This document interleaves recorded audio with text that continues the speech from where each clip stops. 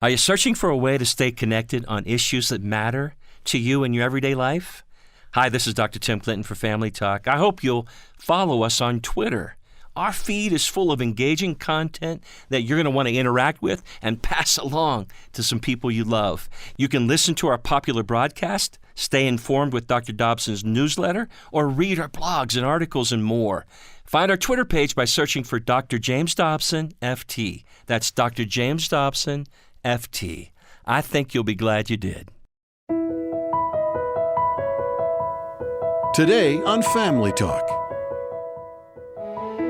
Well, hello, everyone, and welcome to this Tuesday edition of Dr. James Dobson's Family Talk. I'm Roger Marsh, and these programs you hear each day are produced by the James Dobson Family Institute. Now, in just a moment, Dr. Dobson will be wrapping up his compelling discussion about the late sports icon, Pete Maravich. Dr. Dobson's guest again is screenwriter and movie producer Darrel Campbell, who was also one of Pete Maravich's closest friends. Darrel has had a highly successful Hollywood career, writing on hit shows like Home Improvement and Carol and Company. He's also authored many books and directed movies focused on the life and legacy of Pete Maravich. Today, Darrel Campbell and Dr. Dobson will be talking about Pete Maravich's faith, which inspired him to share the gospel with everyone. They'll also share their separate accounts of the shocking day when Pete Maravich died.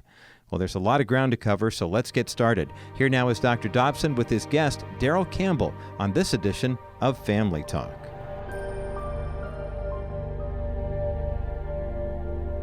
Well, some of our listeners who've been with us for some time are aware that I was with Pistol Pete Maravich, one of the most prolific and wonderful basketball players of all time. I won't go through all of his successes, except to say that there have been very few men in the history of the NBA or basketball. I would put him in the top 10. Would you? Oh, yes. Top. Yeah. I do. Well, yes. At least 25 for sure. Believe it or not, for those who don't know, I was playing basketball with this man when he died. And it was a shock that I haven't gotten over to this day. Darrel, you knew him better than I did, and you were working on a project together. How did you hear of Pete's death? I had just flown in from the Midwest, where Pete and I were doing a book signing at the Oklahoma City tournament in Oklahoma City. I used to attend that every year. Did you really? As a kid. It's the oldest tournament in the nation, right? This side of the Mississippi, anyway. So we had a great time. We'd gone out to dinner. We signed books together. What a treat for me. I'm sitting here with this Hall of Fame legend, and he would sign the book, and then he'd hand it to me. Oh, this is Darrel Campbell. He wrote it. So I'd sign the book, and then we'd hand it to the people. And the fans, they just loved him that night. And what happened was I was to get on a plane and fly back the next day or so, I think it was. And this is after the holidays. Pete had come on out to see you, actually. Yeah, he did. And so I'm at my apartment there in North Hollywood, and my wife was at work at Dave's Our Lives. She was working in the writer's room there. I had our new baby, little baby Casey.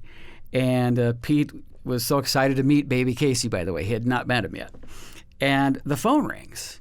So I figure it's Pete telling me where we were going to meet. But it's actually Frank, our the director of the Pistol, called me, and he said, Darrel, I could tell his voice was a little bit shaky. He said, it's Pete. He had told me, look, we were playing basketball. There's something happened. It's Pete. I assumed he was talking about maybe his knee had blown out again or something. Yeah. And there was a pause. There was just like this long pause. I said, Frank? He said, it's Pete. He's dead. Mm. And I mean, you could knock me over with a feather. He was only 40 years old. Yeah. He had been in incredible health, seemingly.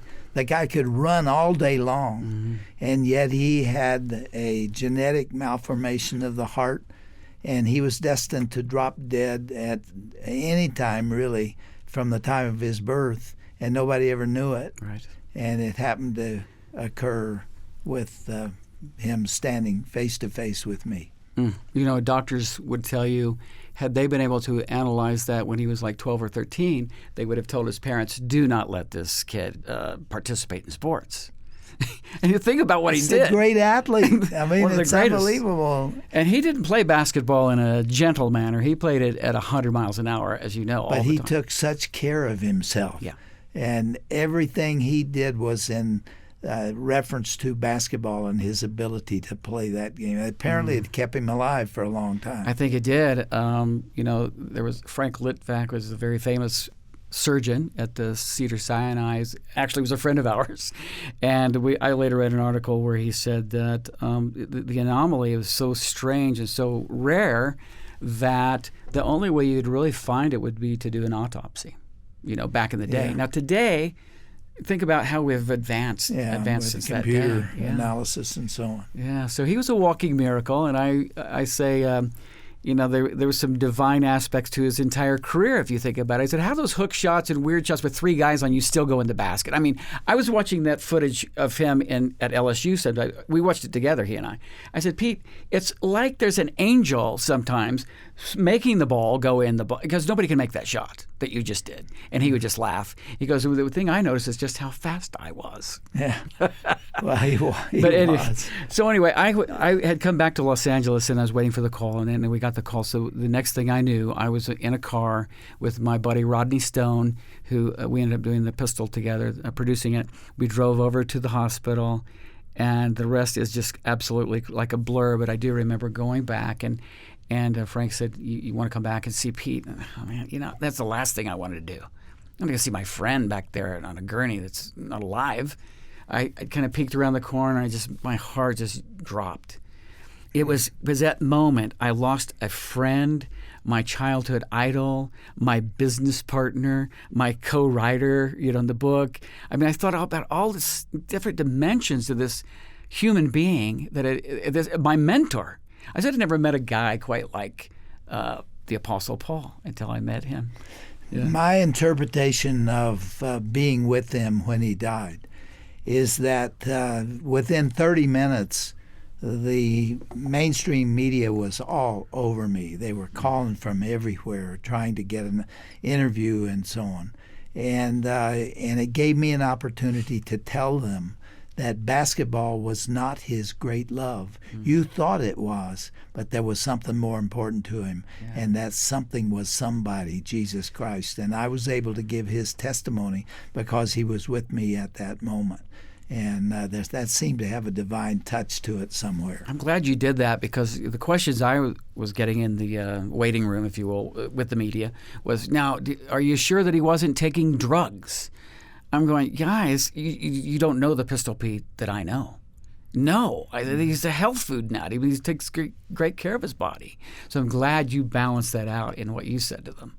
I mean, that's the testimony moment, Well, he died right there on the floor, and the ambulance came, and the paramedics worked on him for 40 minutes or so, and he was gone. We never got another heartbeat on him, not another breath. In fact, he had a seizure as he was dying.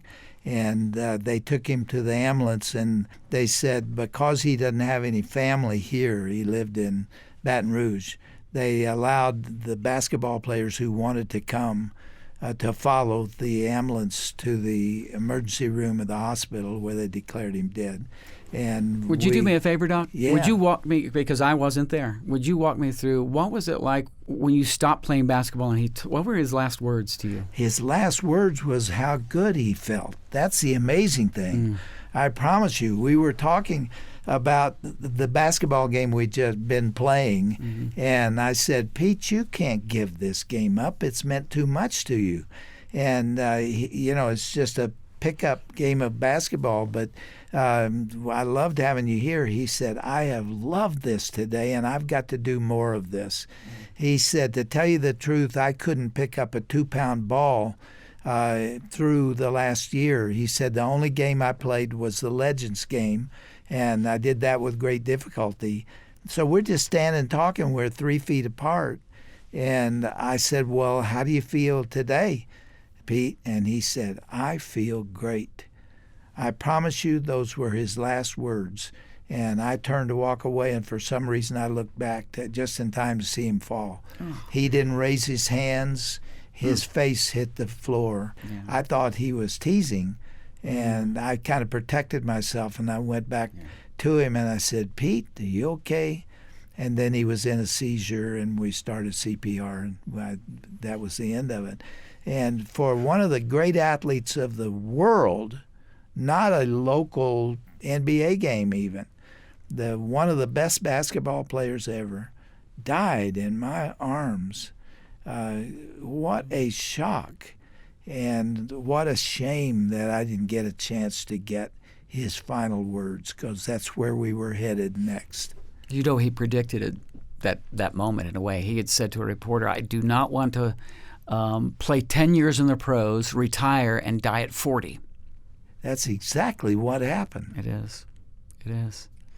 Well, I'll tell you this, on the bright side of that would be the first time I ever met him, he said to me, "Darrel, do you ever think about, like, you have your license in your wallet, but like when you get to heaven, it's going to be like you're going to be a citizen of heaven. Like you could show your license." Yeah.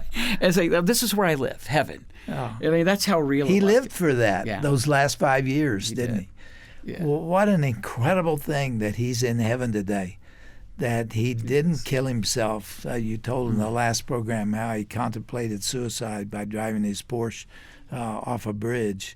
Thank God he didn't do that. And he not only found a relationship with Christ and was forgiven from all sins, but he led many, many people to Christ in those last few years of his life. The Pete I knew, the very last thing ever he would think about would be ending his life, because he wanted to live. He wanted to do what he could do while he was alive, you know. And I know there's a scripture that says, unless the seed dies, it can't bear fruit. When he died, that just hit me right between the eyes. I'm going, okay, now how is this going to bear fruit?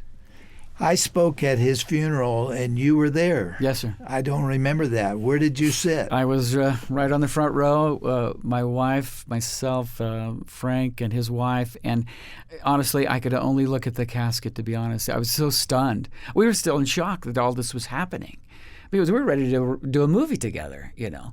And that's another thing I might tell you, is that he did get to help cast the star of that film was Adam Geyer. And he's, out of the 300 kids, he goes, "That kid, that boy right there." And he pointed him out to us. He says, "That's what I look like. He's skinny. He can dribble." I mean, he could really do a lot. So we trained that boy for about 6 months before we did the movie. But Pete picked him out. And the name of the movie today? That's the Pistol, The Birth of a Legend. The Pistol. Yeah. Birth of a Legend. Yeah, that's Is it still available? It is. How can people find it? Oh, they can find that online. Go to thepistolmovie.com. I think it's out there. Now, I want to tell you this book that I want everybody to read. Hero which is and behind Friend, My Days with Pistol Pete Maravich. But that, to me, is kind of my tribute to my friend. You know, you named it Hero and Friend. Yes, sir. In what way was he your hero? When I was a little kid, I wanted to be like him. You know, we had the floppy socks and the long hair. I was in junior high at the time. I said, "Man, if I could just be like Pistol Pete." And then I thought, well, this is kind of a strange thing if you think about it. This is a guy that I saw as my sports hero. Then one day, I got to meet him. But then you take it to the next level. Wow, this guy that was my hero now becomes my friend. That seemed to me to be an unusual circumstance. I mean, a hero is simply somebody you honor, hold honor to. And I thought, that may be kind of unique, you know? Yeah. So that's why that's one reason I wrote the book. Was after I had that experience that I just didn't get over for a long time, I couldn't go to work because I was too shaken. And I turned my car toward home and arrived there, and my son Ryan was there, and he was 17 years old. And I brought him into my study, and I just said, "Ryan, I want you to understand something about what happened today. This was not an isolated thing that happens to a man and his family. I had to call Jackie, his wife, and tell her that he wasn't coming home. That's not something that's that unusual, because I'm older than you, and the chances are you're going to get a phone call like that. I don't know how the message will be conveyed, but it's likely that I will go to heaven before you, and you've got your life ahead of you." And Ryan, when that occurs, there's only one thing I want you to remember, and that's to be there, because I want you to be in heaven. I will be looking for you. I cried when I told him, I'll be looking all over heaven. I want you to accomplish what you can with the remarkable skills you have. But more than that, I want you to know Jesus and that you will make it to heaven. And do you know, Darrel, that I had a massive heart attack 2 years later, 20 feet from the spot where Pete died. I did not know that.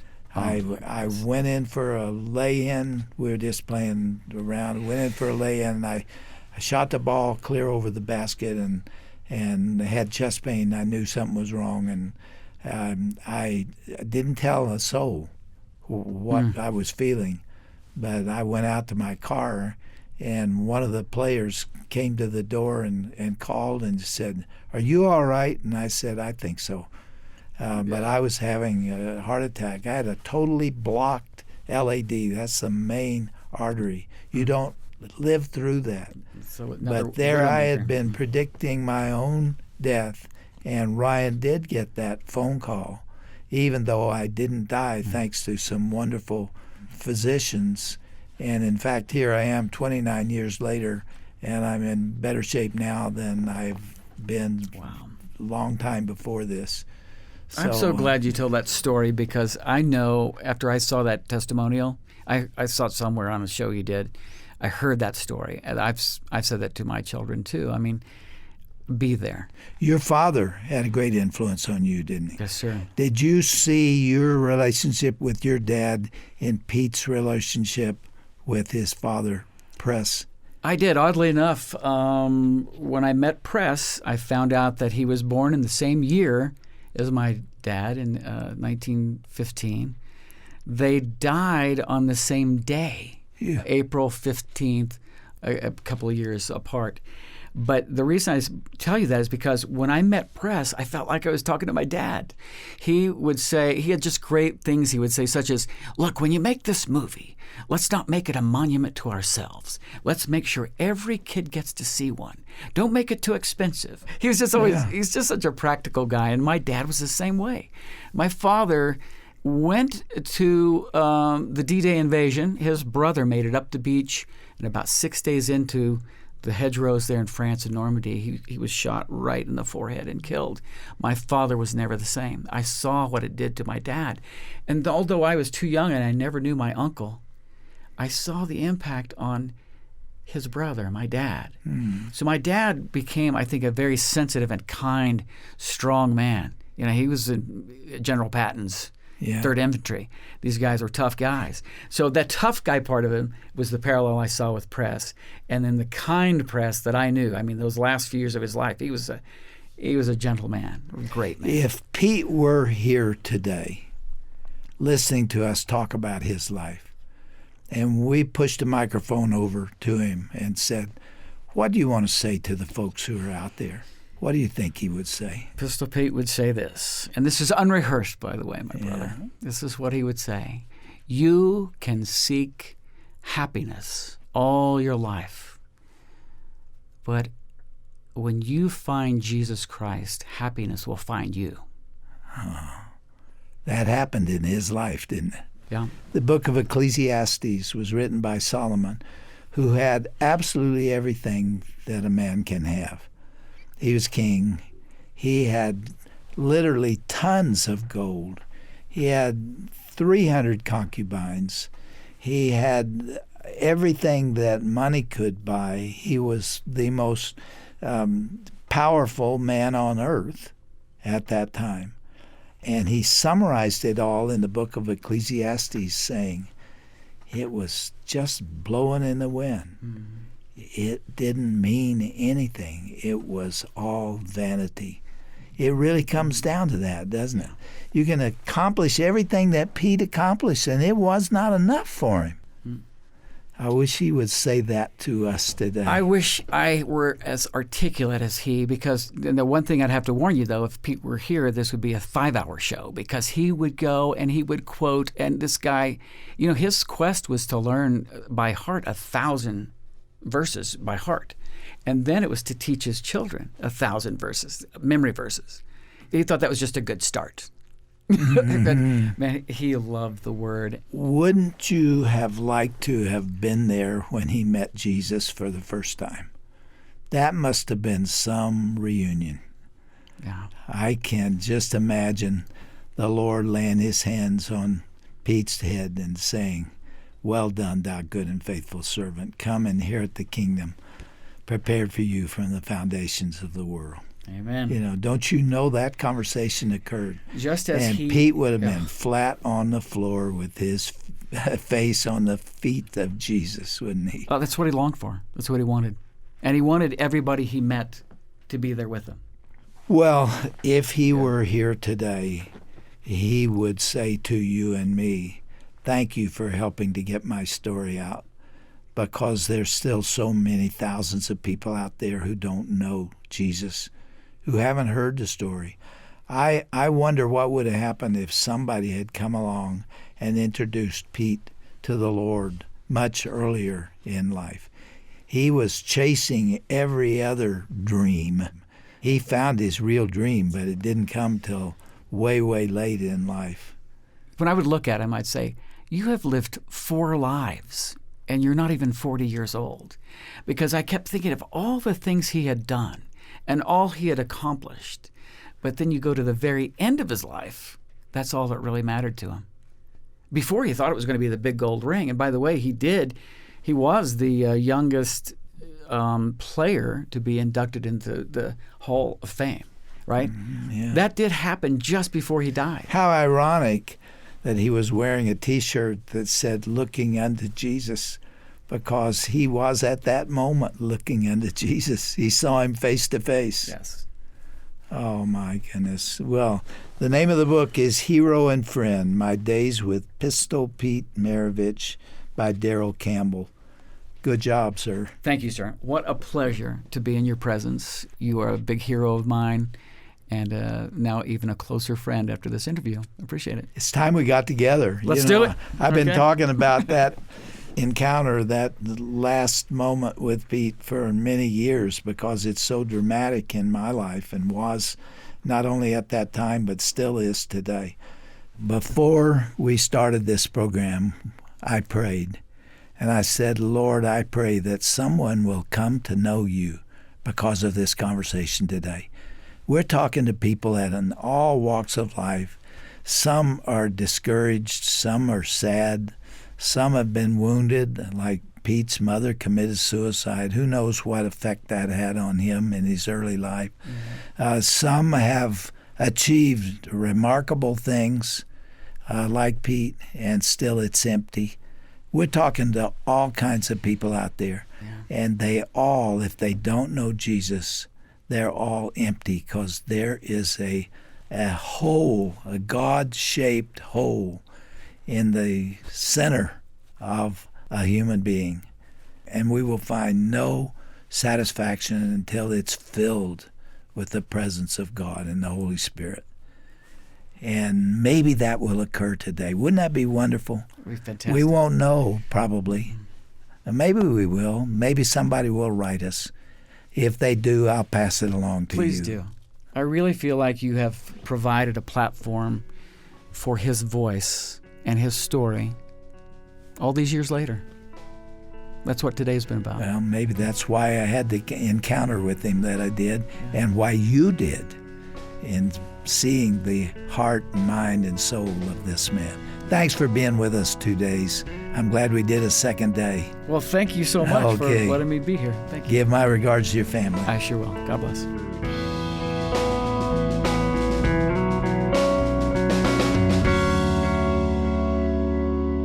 You're listening to Dr. James Dobson's Family Talk, and I hope you've enjoyed this 2-part broadcast on the life and faith of basketball legend Pete Maravich.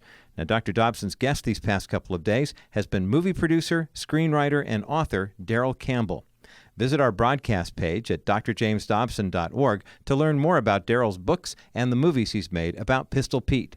Find all this information and more when you go to drjamesdobson.org and then tap onto the broadcast icon at the top of the page. Once you're there, you will also see a link to request a CD copy of this program. We want you to enjoy our programs anytime or pass them on to loved ones. Click on the Order a CD copy link to get your hands on this program today. Go to drjamesdobson.org and then tap onto the button that says Order a CD copy on today's broadcast page. Well, that's all the time we have for today. Be sure to join us again tomorrow for another edition of Dr. James Dobson's Family Talk. I'm Roger Marsh. Thanks for listening. This has been a presentation of the Dr. James Dobson Family Institute.